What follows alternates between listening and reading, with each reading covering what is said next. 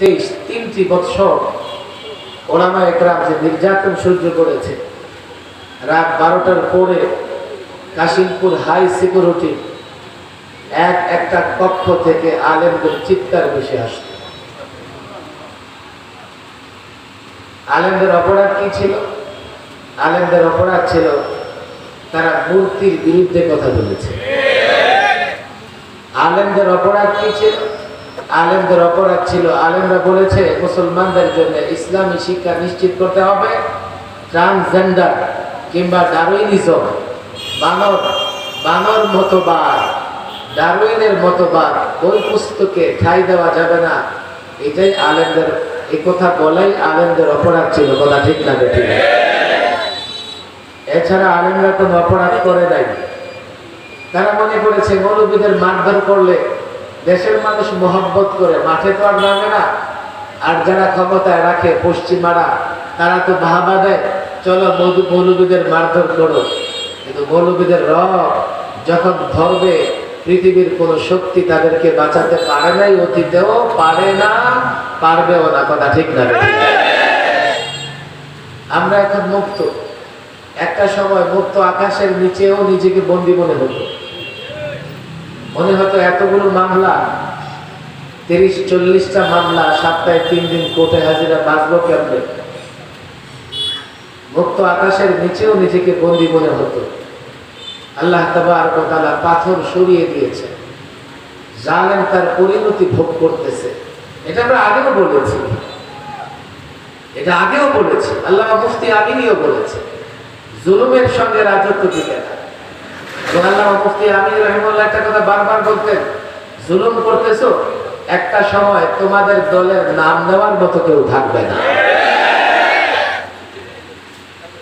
এখন আমরা মুক্ত, স্বাধীন, একটা পরিবর্তন হয়েছে। পরিবর্তনটা দরকার ছিল, যদিও এই পরিবর্তনটা বাহ্যিকভাবে ছাত্রদের মাধ্যমে এসেছে।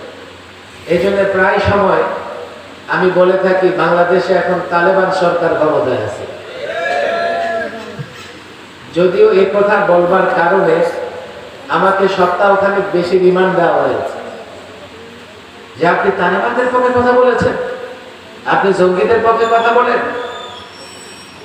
আমি বললাম, না, তালেবান জঙ্গি সন্ত্রাস কে বলেছে আপনাদেরকে? তালেবানের মুক্তিযোদ্ধা। তালেবান শব্দের অর্থ ছাত্র। যেহেতু আফগানিস্তানের ছাত্ররা, বিশেষ করে কওমি মাদ্রাসার ছাত্ররা, আমেরিকা প্রথমে সোভিয়েত ইউনিয়ন থেকে, পরে আমেরিকা থেকে দেশকে মুক্ত করেছেন, স্বাধীন করেছেন।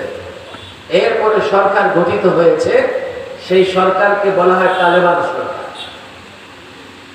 বাংলাদেশে এবারকার বিপ্লবের পেছনে, অভ্যুত্থানের পেছনে বড় ভূমিকা রেখেছে ছাত্ররা। কথা ঠিক না বেঠিক? ছাত্রদের অভ্যুত্থানের পরে একটা সরকার এসছে। যদি আফগানিস্তানের ভাষায় বলতে হয়, তাহলে আমাকে বলতে হবে বাংলাদেশেও এখন ক্ষমতায় আছে তালেবান সরকার। কথা ঠিক না বেঠিক? পরিবর্তন দরকার ছিল, পরিবর্তন হয়েছে।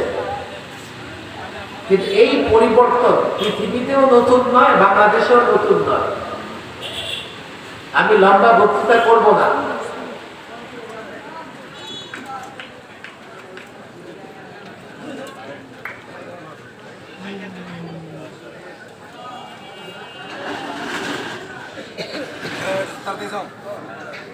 ঠিক না বেঠিক? পরিবর্তন হয়েছে 71-এ, 47-এ। পৃথিবীর নানা দেশেও পরিবর্তন হয়। পরিবর্তন যখন হয়, পরিবর্তনের পরে পুনর্গঠন করা লাগে। মাদ্রাসার ছাত্র, স্কুল কলেজের ছাত্র, তাদেরকে বলবো, পরিবর্তন যেহেতু তোমরা করেছো, তোমরা একটু কান খুলে শোনার চেষ্টা করো। কোন ঘর যদি ভেঙে ফেলা হয়, তারপরে সেই ঘর মেরামত না করলে আমি থাকবো কোথায়? ঘর ভেঙে ফেলা সহজ, মেরামত করা কঠিন। পরিবর্তন কঠিন বটে, তবে পরিবর্তনের চেয়েও পুনর্গঠন করা কঠিন। বাংলাদেশে একটা পরিবর্তন হয়েছে, এখন দেশটাকে পুনর্গঠন করতে হবে। কিভাবে? যেমন এই দেশে বিগত অন্তত 14 বছর যাবৎ বিচার ব্যবস্থা বলতে কোনো কিছুই ছিল না। আমি নিজে, বসেন ভাই, কি শোনা যায় না? আমার ডাক দিয়ে আছে, ঠিক করো ভাই।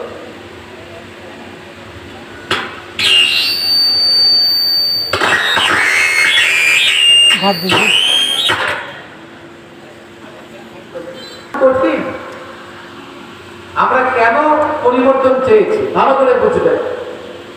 দেশে বিচার বলতে কোনো কিছু ছিল না।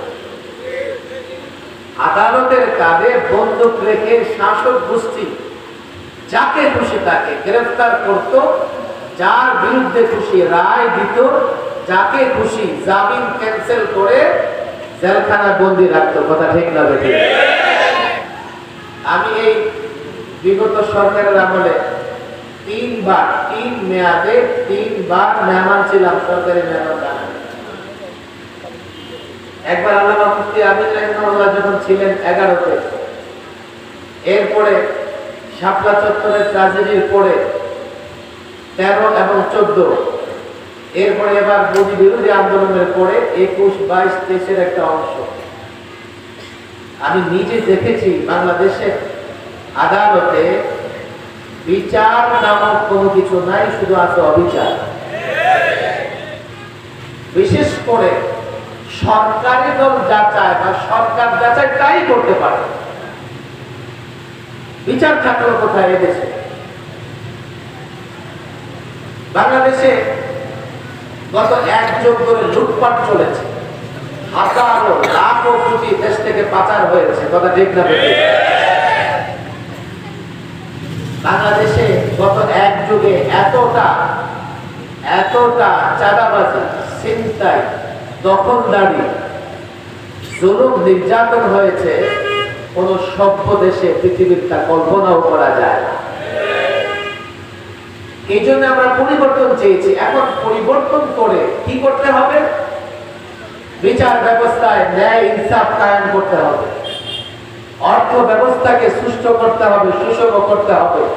চাঁদাবাজি, মারামারি, কাটাকাটি এগুলো সব বন্ধ করতে হবে। যদি এগুলো করতে পারি তাহলে পরিবর্তনের পরে দেশকে আমরা পুনর্গঠন করতে পারলাম। যদি এগুলো না করতে পারি, কদিন পরে দেখবেন এক চোরের হাত থেকে রাষ্ট্র আরেক চোরের হাতে যাবে, জনগণের ভাগ্যের কোনো পরিবর্তন হবে না। দেশটাকে পুনর্গঠন করতে হবে। ছাত্র তোমাদের বলি, তোমরা যারা এই বিপ্লব সাধন করেছো, অভ্যুত্থান করেছো, তোমাদের বলি, এখন দেশকে পুনর্গঠন করবা। বিচার ব্যবস্থাকে কিভাবে সাজাবা? দেশকে পুনর্গঠন করবা। অর্থ ব্যবস্থাকে কি করে সাজাবা? দেশকে পুনর্গঠন করবা। পুলিশ বাহিনীকে কি করে মেরামত করবা? দেশকে পুনর্গঠন করবা। চাঁদাবাজি, ঠিকাদারি, দখলদারিত্ব কি করে বন্ধ করবা? আমাকে বলো, আছে তোমাদের কাছে কোনো ফর্মুলা? না, তোমাদের কাছেও নাই। তোমরা যদি আমেরিকার কাছে যাও, আমেরিকাও তোমাদের ফর্মুলা দিতে পারবে না। আমেরিকাতে অনেক পরিবর্তন হয়েছে, ব্রিটেনে অনেক পরিবর্তন হয়েছে, সোভিয়েত ইউনিয়নে পরিবর্তন হয়েছিল, ভারত, চীন, রাশিয়া, পৃথিবীর নানা দেশে পরিবর্তন হয়। পরিবর্তনের পরে তারা পুনর্গঠন করতে পারে না, যার জন্য কদিন পর পর তাদের দেশে পুনর্গঠন হয়। এখন এমন হয়েছে অনেক দেশে 2 টার্মের বেশি প্রধানমন্ত্রী থাকতে পারে না, 1 টার্মের বেশি প্রধানমন্ত্রী থাকতে পারে না। দেশের মানুষ মনে করেছে উনি আসলে ভালো হবে, উনি আসলে শান্তিতে থাকবো। উনি আসার পরেও শান্তিতে আসে না, শান্তি থাকে না। এই জন্য পরবর্তীতে যে আসছে তার হাতেও শান্তির কোনো ফর্মুলা নাই। এখন আপনি ফর্মুলা কোথায়? আল্লামা মুফতি আমিন রাহিমাহুল্লাহ মজার একটা ঘটনা বলতেন, আপনাদের কষ্ট হচ্ছে না? এক লোকের দেখা হয়ে গেছে, সাউন্ড একটু ঠিক করো, আগের জায়গায় নিয়ে এটার সাউন্ড অনেক কম।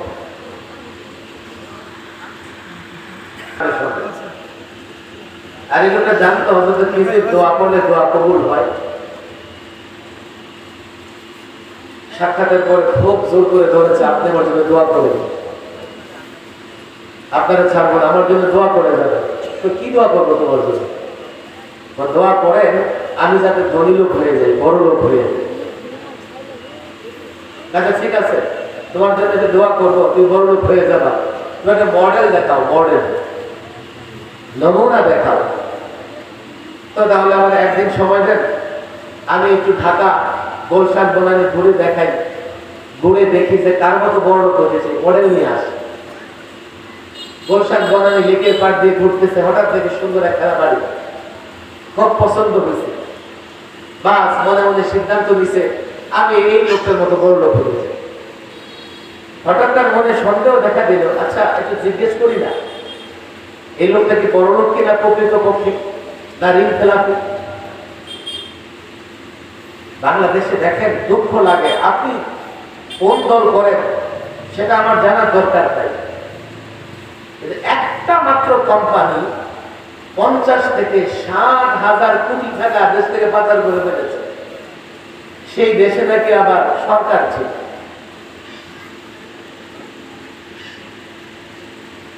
দেশের মানুষ কত কষ্ট করে জীবন যাপন করে, আর ওই বড় বড় চোরদের ছাড় দিয়ে রেখেছিল, তারা হাজার হাজার কোটি টাকা দেশ থেকে পাচার করত।